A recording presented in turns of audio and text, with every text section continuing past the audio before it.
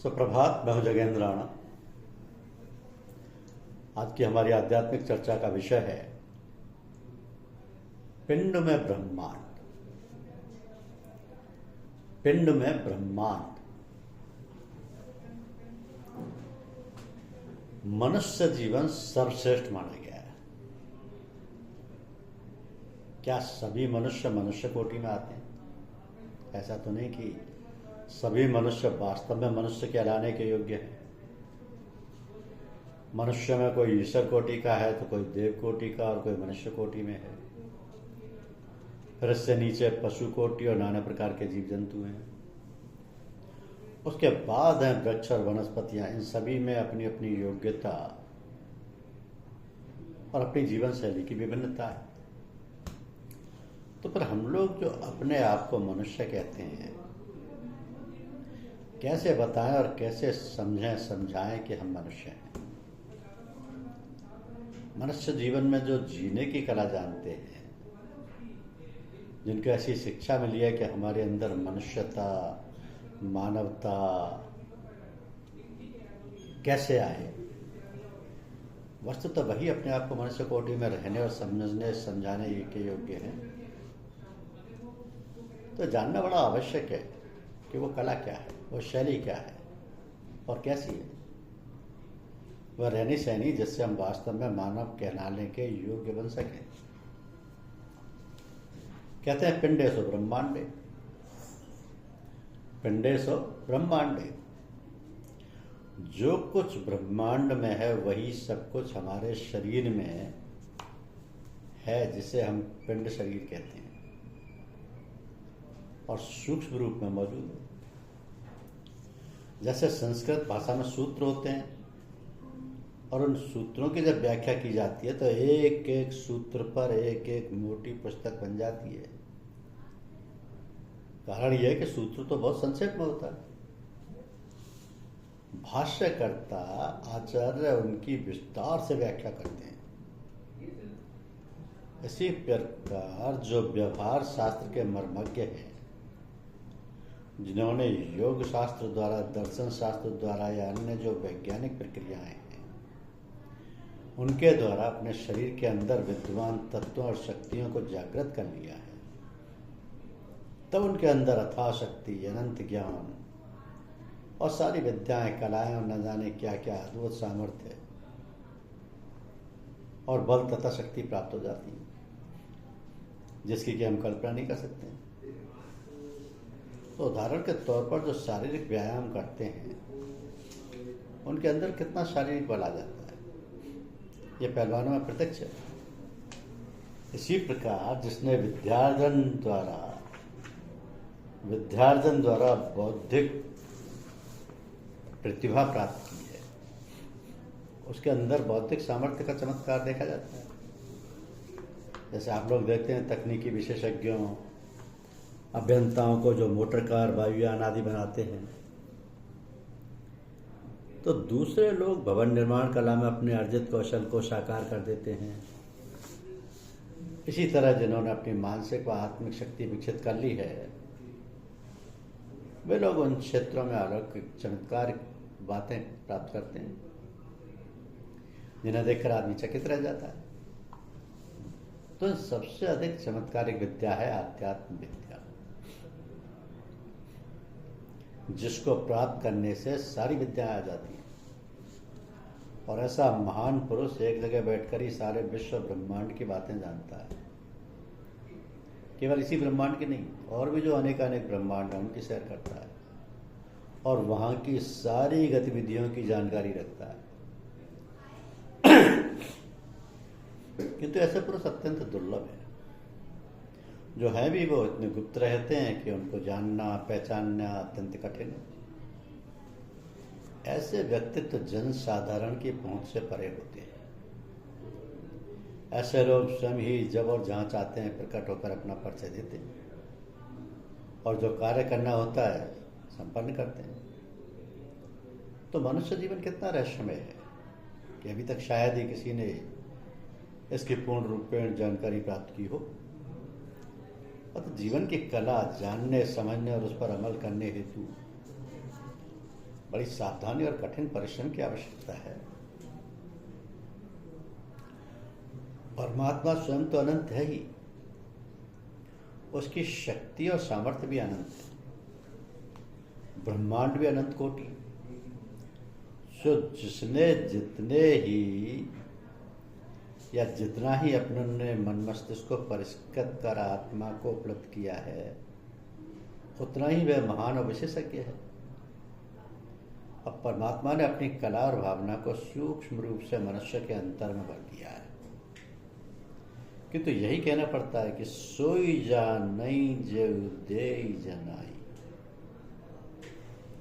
सोई जानई जेहि देव जनाई। जब मनुष्य अपने आप को सर्वतोभावेन भगवान को समर्पित कर देता है, तो भगवान भी उसके आत्मोद्धार का दायित्व संभाल लेते हैं और यह जीव सहज में ही कृतार्थ हो जाता है। तो ये जो आंतरिक सत्संग है, सत्संग माने सत का संग। सत किसे कहते हैं? जो सर्वदा सदा सर्वदा एक रस रहता है, जिसमें किसी प्रकार का परिवर्तन नहीं होता। ऐसा तो केवल ईश्वर ही है। ईश्वर विषयक जहां चर्चा होती है उसे सत्संग कहते हैं। तो सत्संग कई प्रकार का होता है। किसी महात्मा के पास बैठकर ईश्वर चर्चा सुनना या ईश्वर के विषय में बातचीत या पूछताछ करना सत्संग है। कहीं किसी महापुरुष का व्याख्यान होता है, वहाँ धार्मिक विषय में बोला जाता है, यह भी सत्संग है। कोई और ना मिले तो धार्मिक ग्रंथ पढ़ना, रामायण गीता का पाठ करना, महात्माओं के जीवन चरित्र पढ़ना, यह भी सत्संग है। सत्संग का तात्पर्य है भगवान के विषय में पढ़ना, सुनना और चर्चा करना। ये सब सत्संग है। किंतु एक बात है, वो ये कि ये सब बाह्य सत्संग है। एक होता है आंतरिक सत्संग, जिसमें अंतर में सद्गुरु अपनी शक्ति द्वारा लोगों के अंदर शक्तिपात करता है, जिसको मुसलमान संत लोग और सूफी संत मत में तवज्जो कहते हैं। तो इस प्रकार के विशेष सत्संग को आध्यात्मिक सत्संग या आंतरिक सत्संग या रूहानी सत्संग कहते हैं। अपने यहाँ जो सत्संग होता है वो इसी प्रकार का होता है। किसी आदेश प्राप्त पुरुष द्वारा जिसको तकमील या पूर्णता हो चुकी है, उसके द्वारा आध्यात्म धार लोगों को प्राप्त होती है। और जो स्थिति एकाकी अभ्यास करने में वर्षों लगते हैं, वो घंटों और मिनटों में प्राप्त हो जाती है। तो जैसा कि प्राय लोग अपने सत्संग में देखते हैं, ऐसा सत्संग बहुत दुर्लभ है और बड़े भाग्यशाली लोगों को प्राप्त होता है। आपने प्राय कहते सुना होगा कि असतो मां सद्गमे, तमसो मां ज्योतिर्गमे, मृत्योर मां अमृतगमे। तो इसमें यह संकेत है कि असत की ओर नहीं, सत की ओर चलो। सत माने परमात्मा, जो अजर अमर अविनाशी है, जो शाश्वत हैं, जो अपरिवर्तनीय हैं, उसको प्राप्त करने का प्रयत्न करो। दूसरा है तमसो मां ज्योतिर्गमे। तमस कहते हैं अंधकार, अज्ञान, और अज्ञान कहते हैं जो सत्य को ना जानता हो, ना समझता, अज्ञान से ढका हो, दुनियादारी में फंसा हो।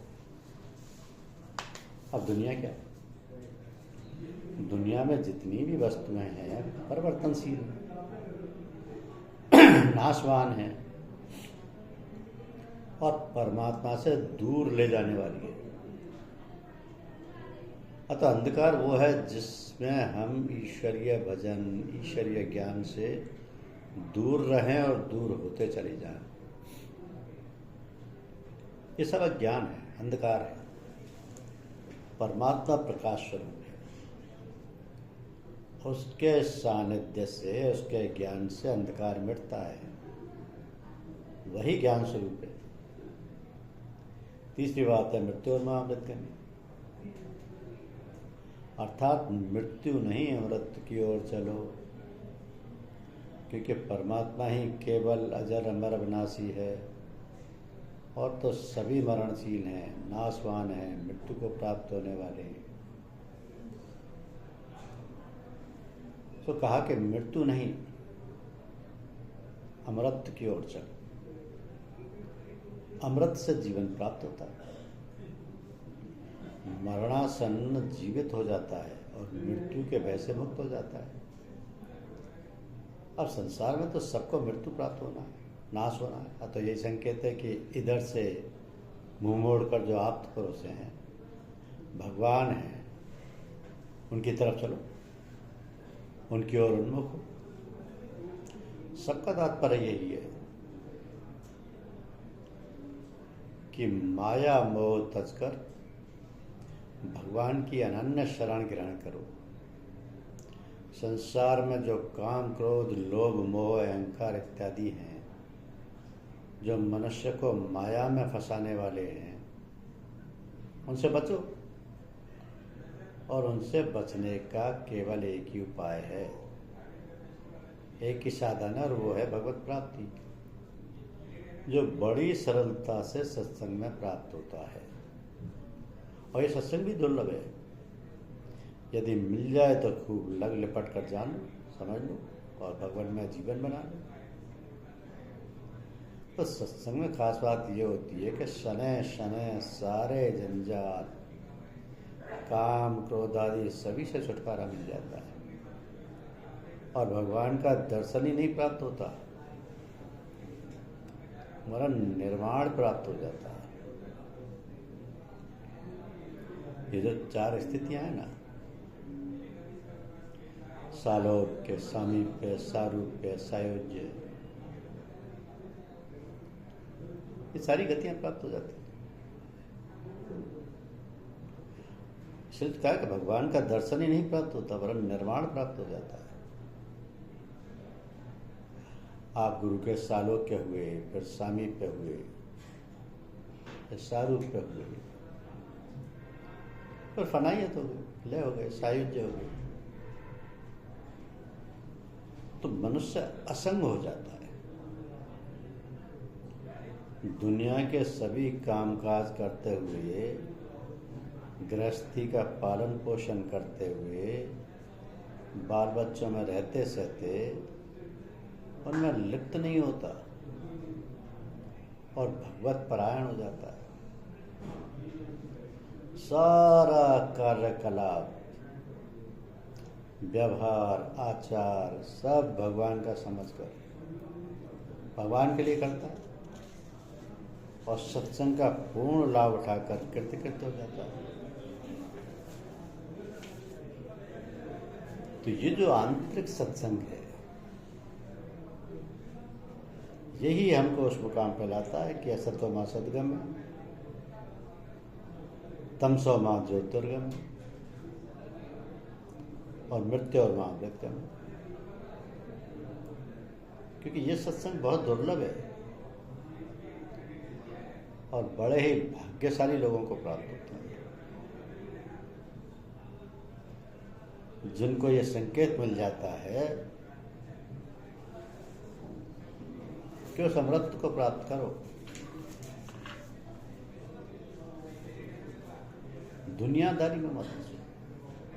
दुनिया में जितनी भी वस्तुएं हैं सब परिवर्तनशील हैं, नाशवान हैं, परमात्मा से दूर ले जाने वाली हैं, अतः वो सब अंधकार है। जिसमें हम ईश्वरीय भजन, ईश्वरीय ज्ञान से दूर रहें और दूर होते चले जाएं, सब अज्ञान है, अंधकार है। परमात्मा तो प्रकाश स्वरूप है, उसके सानिध्य से, उसके ज्ञान से अंधकार मिटता है, वो ज्ञान स्वरूप है। तभी तो कहा कि मृत्यु और महाअमृत का में, अर्थात मृत्यु नहीं अमृत की ओर चलो, क्योंकि परमात्मा ही केवल अजर अमर अविनाशी है और तो सभी मरणशील है, नाशवान है, मृत्यु को प्राप्त होने वाले हैं। तो कहा कि मृत्यु नहीं, अमृत की ओर चलो। अमृत से जीवन प्राप्त होता है, मरणासन जीवित हो जाता है, मृत्यु के भय से मुक्त हो जाता है। संसार में तो सबको मृत्यु प्राप्त होना, नाश होना, तो यही संकेत है कि इधर से मुंह मोड़कर जो आप परोसे हैं भगवान है, उनकी तरफ चलो, उनकी ओर उन्मुख हो। धन्यवाद।